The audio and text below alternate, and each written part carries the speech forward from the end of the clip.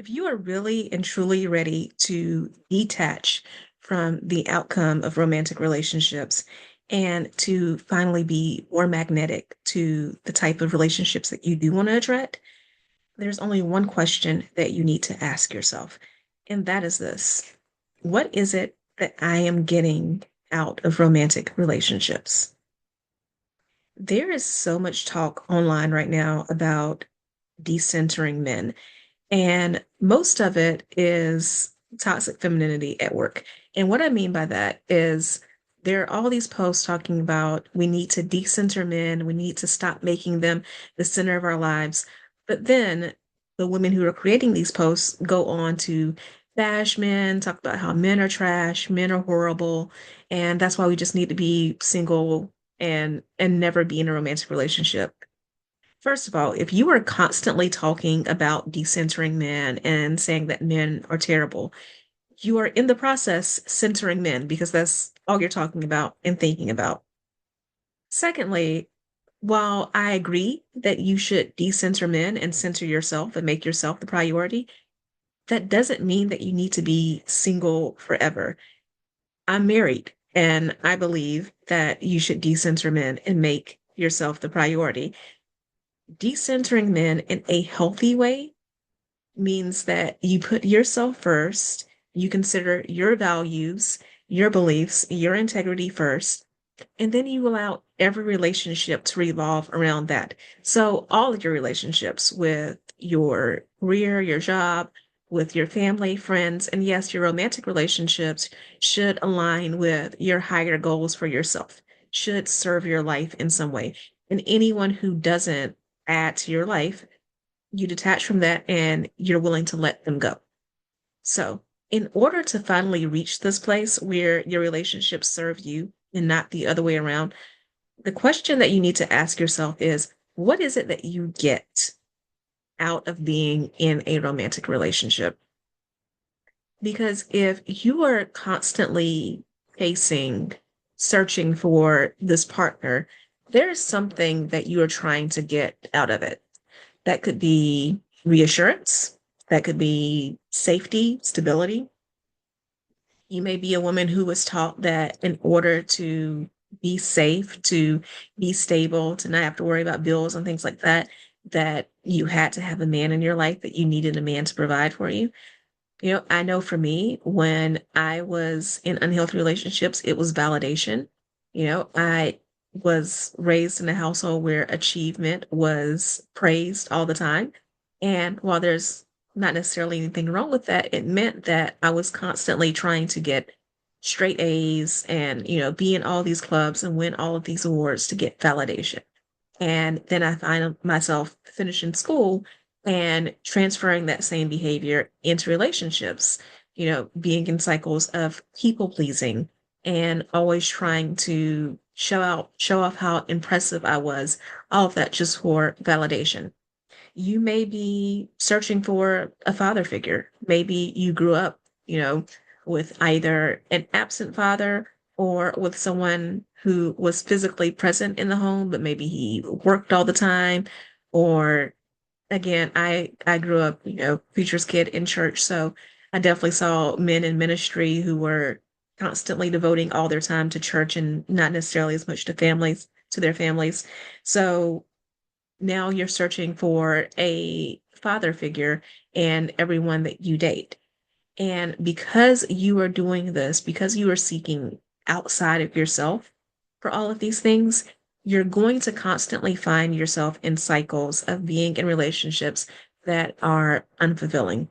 You're going to constantly find yourself chasing and being in an energy of clinginess, of desperation, and of not truly being satisfied. So, first thing you need to do is ask yourself that question. What is it that you are seeking in these romantic relationships? And then after you answer that question, you need to start giving those things to yourself. So if you're seeking reassurance, you need to give it to yourself. If you're seeking stability and safety, you need to give that to yourself. Maybe that means moving into a safer neighborhood. Maybe it means starting to build up your savings account and your investments so that you feel more financially stable on your own. If you are seeking that father figure, that means that your relationship with your own masculine energy is not where it should be. And just like there's so much talk about women working on their feminine energy, you also need to work on your masculine energy because there is a balance of these two things. They go hand in hand. And both men and women have both masculine and feminine energy. So if one of those things is off balance, the other is also going to be off balance. So you need to work on both. Maybe you're seeking power. Now, a lot of people in particularly church circles will talk about this as being, a Jezebel spirit, wanting to rule over men and be able to seduce men. Again, if you're doing this, you're going to find yourself in the end powerless because you may for a while be able to seduce men and get what you want, but you're still depending on them as your source of power and validation.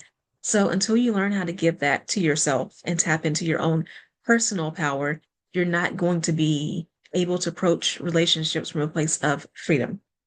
So whatever it is that you are seeking in these relationships, you need to start figuring out ways to give them to yourself. And once you do this, you'll see that one, you're going to be a happier person in general, but two, your relationships are going to be so much better because you will have filled your own cup. And then, first of all, you'll be able to love other people from the overflow of that, which means that your relationships will be in a healthier place. You won't have resentment towards the people in your life, especially not your romantic partner, because you don't feel like you're constantly draining yourself in order to make other people happy. But also, you'll no longer compromise. Once you truly learn to give the things that you need to yourself, and then you're coming to relationships from a place of you desire and you want companionship, but you don't need someone else to provide it. Once you reach that place, you don't settle. You don't overly compromise. You're not trying to be someone else in order to make other people happy. And because of that, you will attract a partner who is in alignment with the things that you want. You will also attract a partner who's willing to work and put in the effort in the relationship to keep you happy because they know that you're not someone who is going to settle and someone who's going to compromise. So there's so much power that comes from wanting a relationship, desiring a relationship, and not needing one.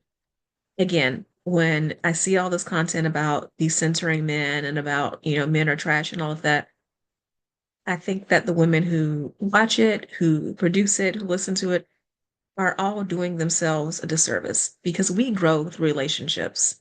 And romantic relationships are a great way to grow your communication skills, to grow and see what it is that you need as a person, and also to grow your ability to receive.